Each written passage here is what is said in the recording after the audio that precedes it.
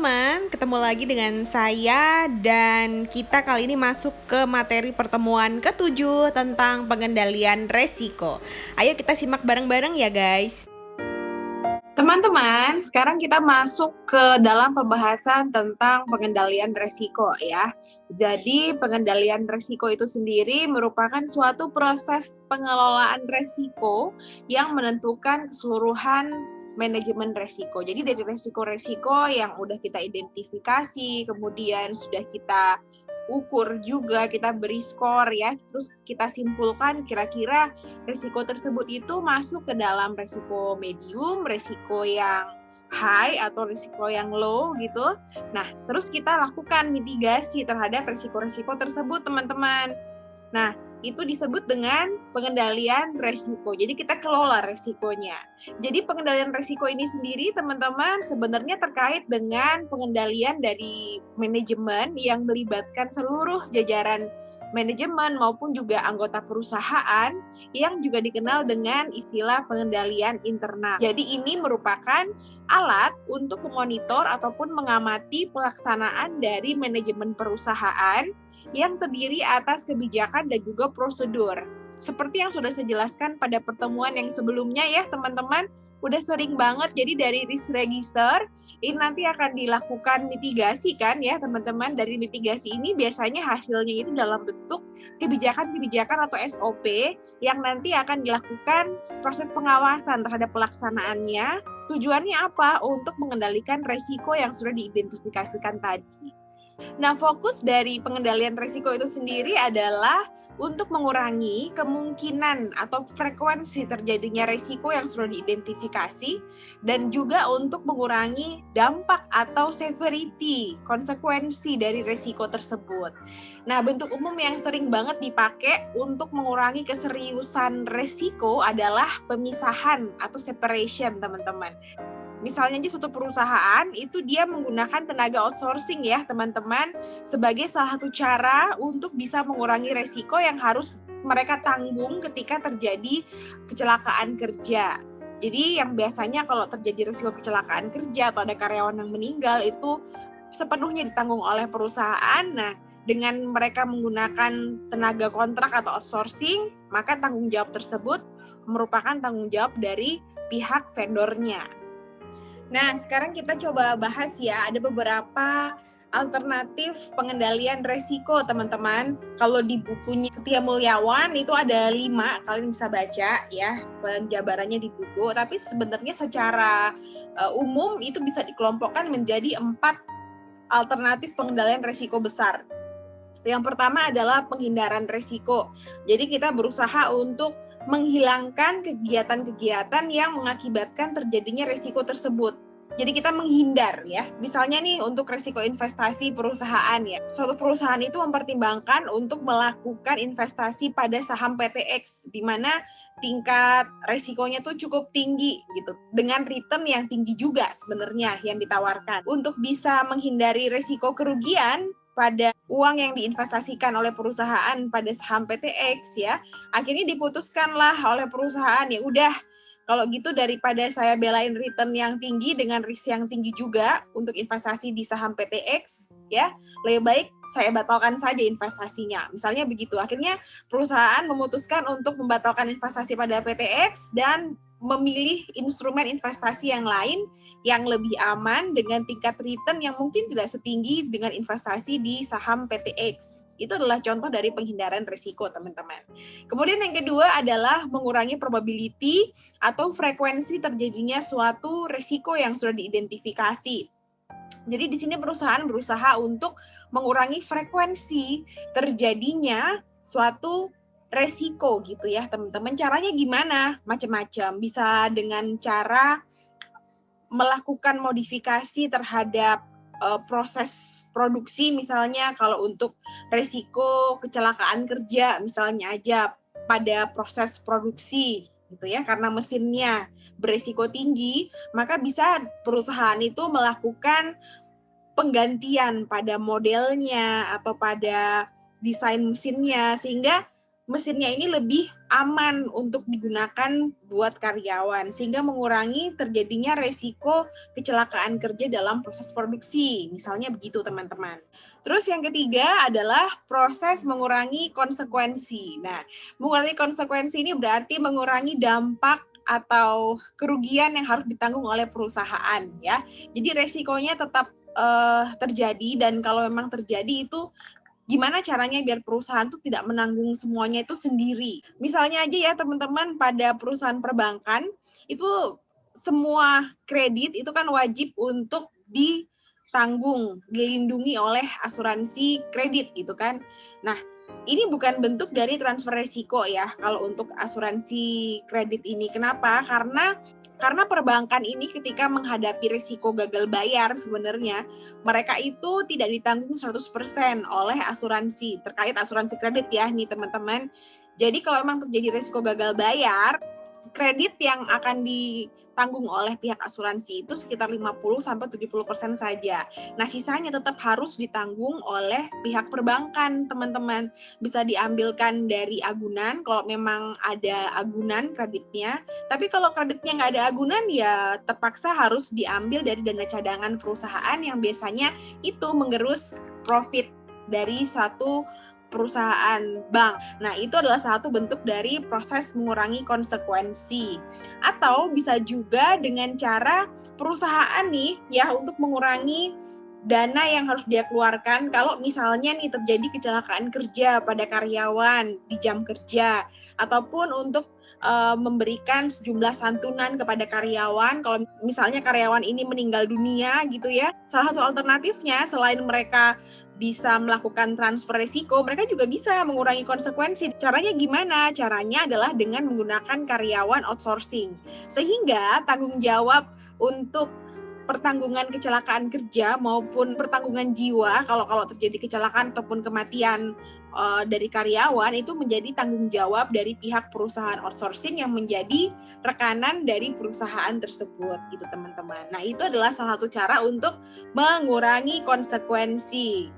Terus yang keempat adalah transfer resiko. Nah, transfer resiko itu contohnya adalah hampir sama dengan contoh yang ketiga tadi ya teman-teman, tetapi perusahaan di dalam menghindari dana yang dia harus keluarkan untuk kecelakaan kerja maupun untuk memberikan pertanggungan kepada karyawan yang meninggal, dia tidak menggunakan karyawan outsourcing gitu ya, tetapi dia menggunakan pihak asuransi. Jadi dia mau bayar premi, perusahaan ini bayar premi setiap bulannya untuk karyawan gitu ya.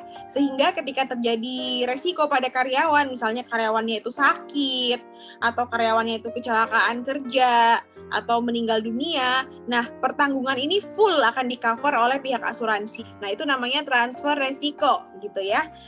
Bu, tadi contohnya kok hampir sama ya, cuma yang satunya itu pakai perusahaan outsourcing untuk yang mengurangi konsekuensi, sedangkan untuk transfer resiko menggunakan perusahaan asuransi. Bukannya itu hampir sama?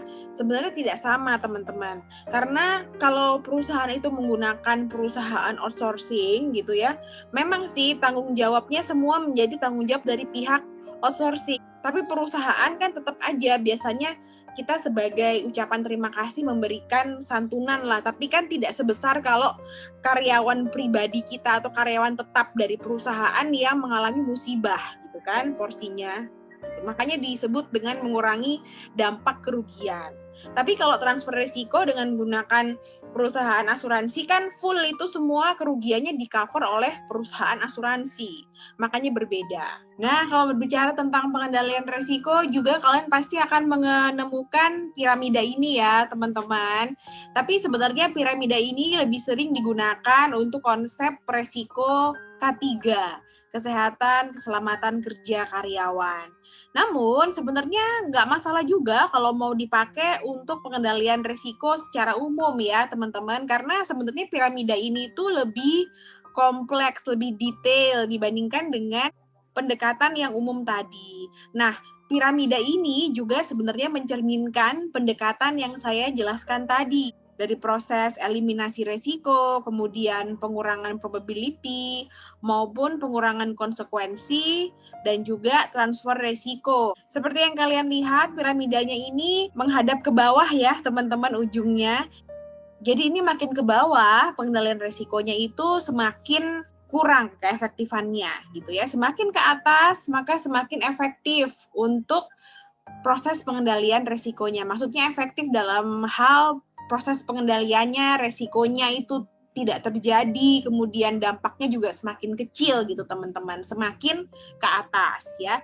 Ya jelas ya, karena untuk proses yang paling atas ini kan eliminate, yaitu menghapus resiko.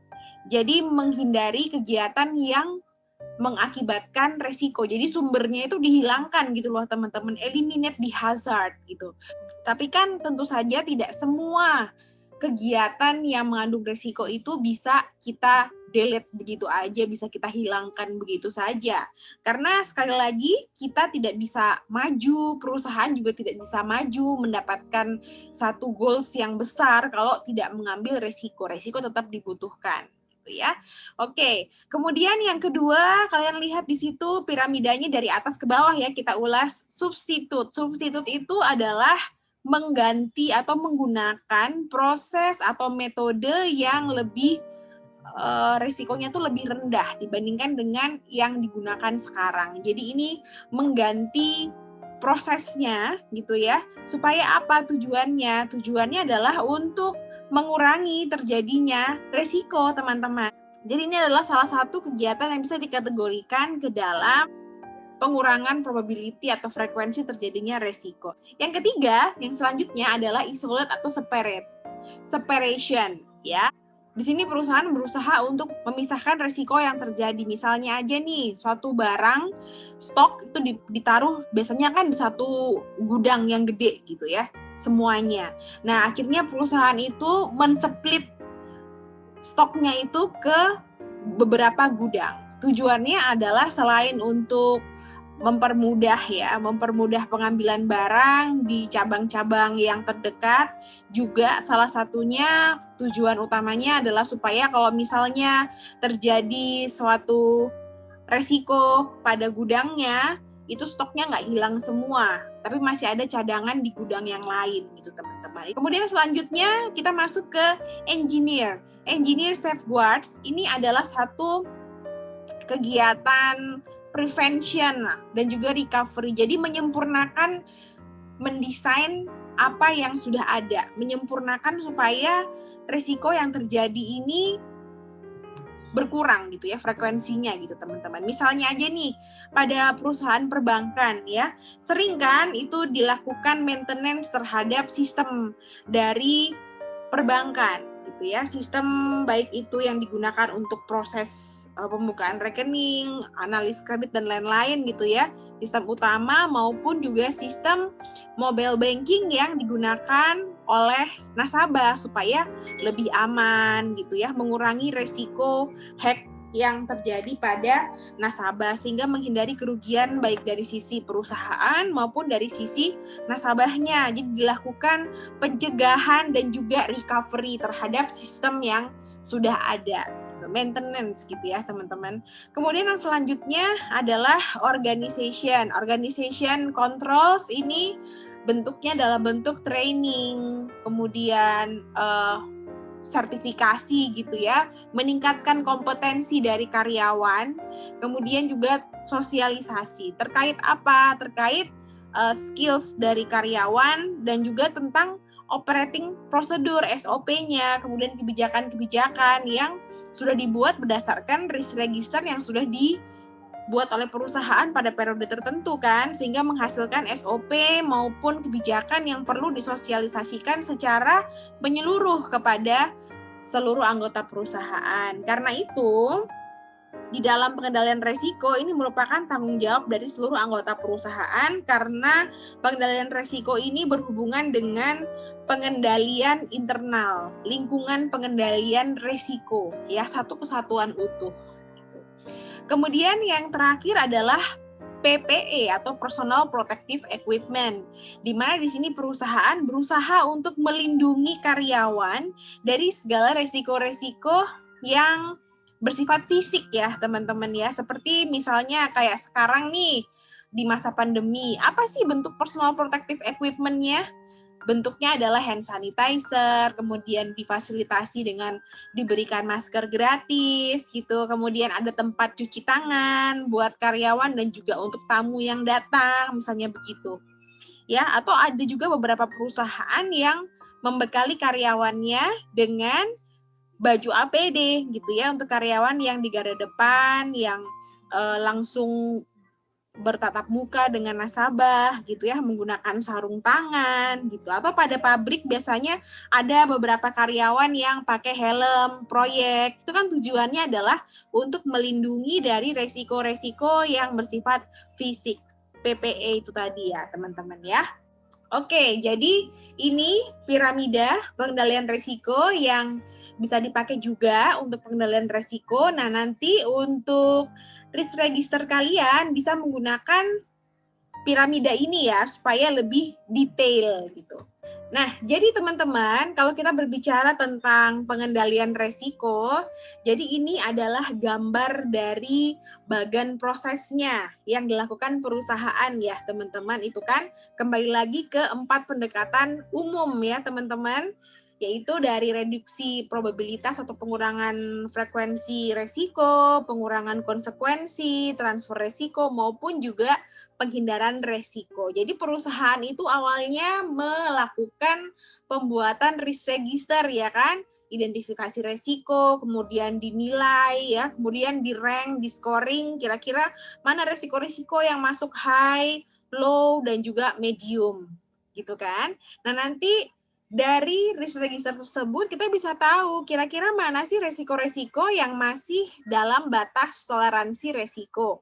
Yang masuk ke dalam batas toleransi resiko tentu saja yang sifatnya low ya teman-teman, sehingga bisa langsung masuk ke proses monitoring dan juga review. Nah sedangkan untuk resiko-resiko yang masuk ke dalam resiko medium maupun high itu akan diproses lebih lanjut ya, untuk dimitigasi lebih lanjut dengan pendekatan yang mana nih kira-kira? Mau direduksi frekuensinya, mau direduksi konsekuensinya, mau ditransfer resiko kepada pihak lain, atau mau dihindari resikonya, gitu kan? Nah, berdasarkan apa perusahaan menetapkan itu akan dilakukan apa mitigasinya? Mau yang pertama, kedua, ketiga, atau yang keempat? Yaitu tergantung dengan biaya dan juga manfaat yang didapatkan dari tiap-tiap pendekatan tersebut, teman-teman.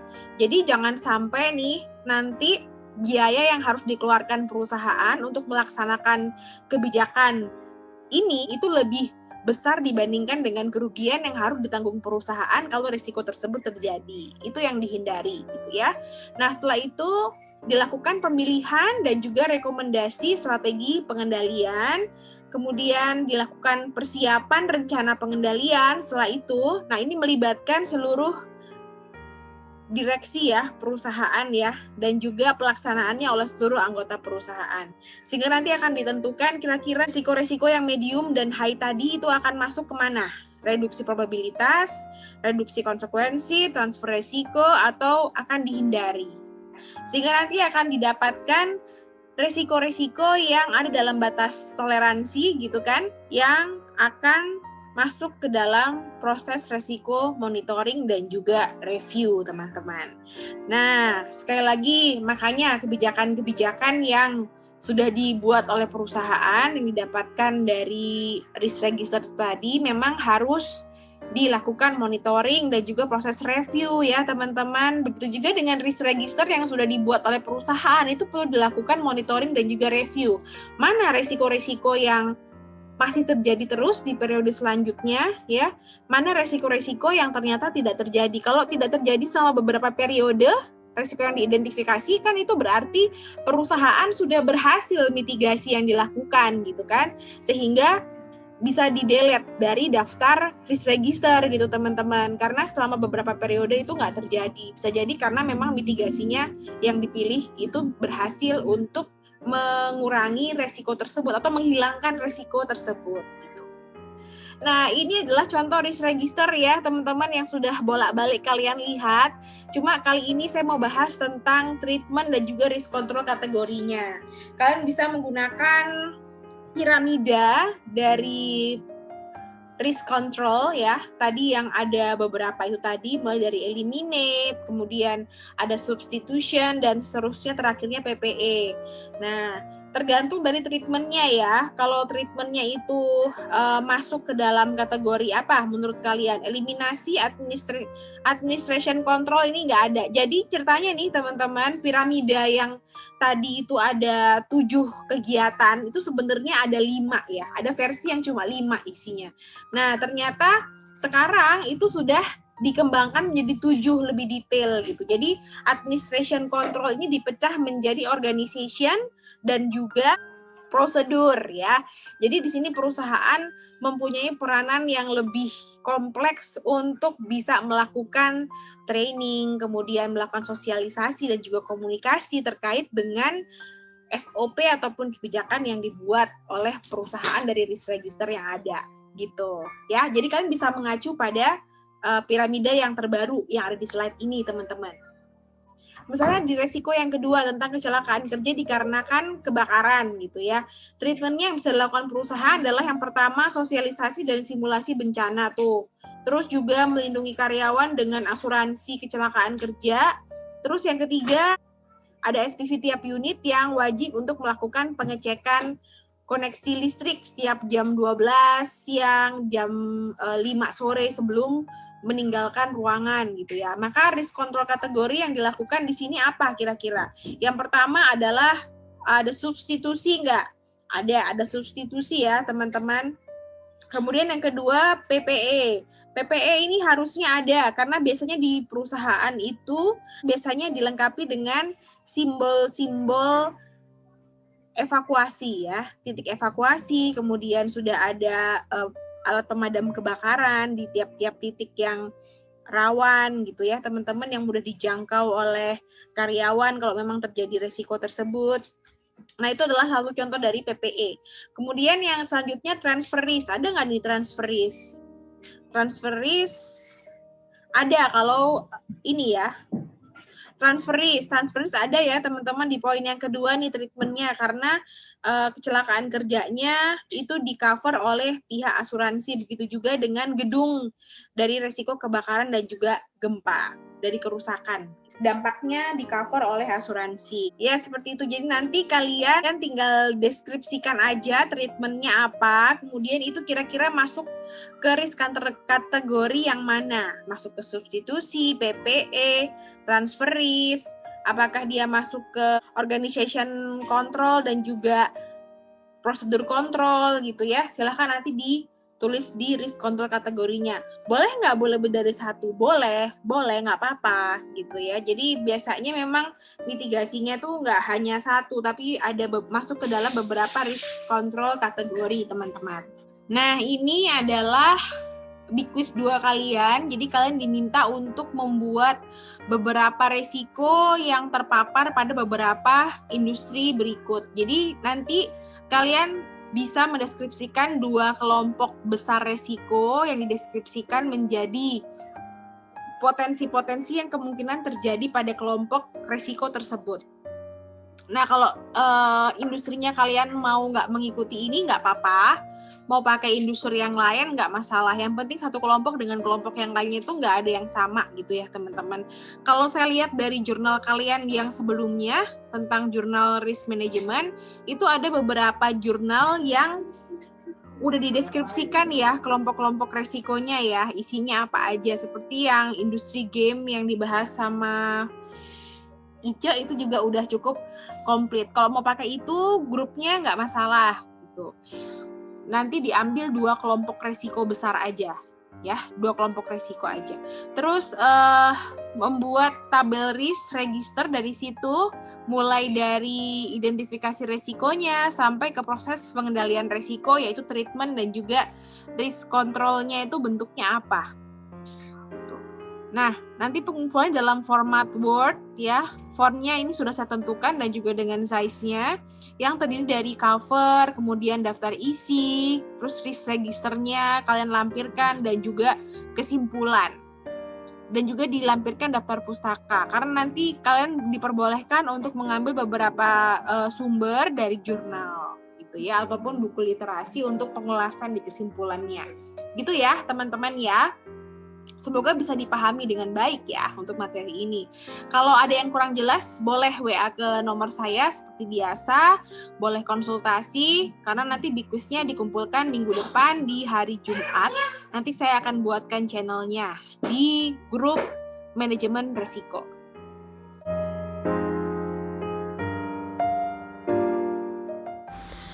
Teman-teman, terima kasih sudah menyimak pembelajaran pada hari ini dengan baik. Semoga bisa dipahami dengan baik materi yang saya berikan. Sampai ketemu lagi di mata kuliah selanjutnya. Bye-bye. Tuhan memberkati.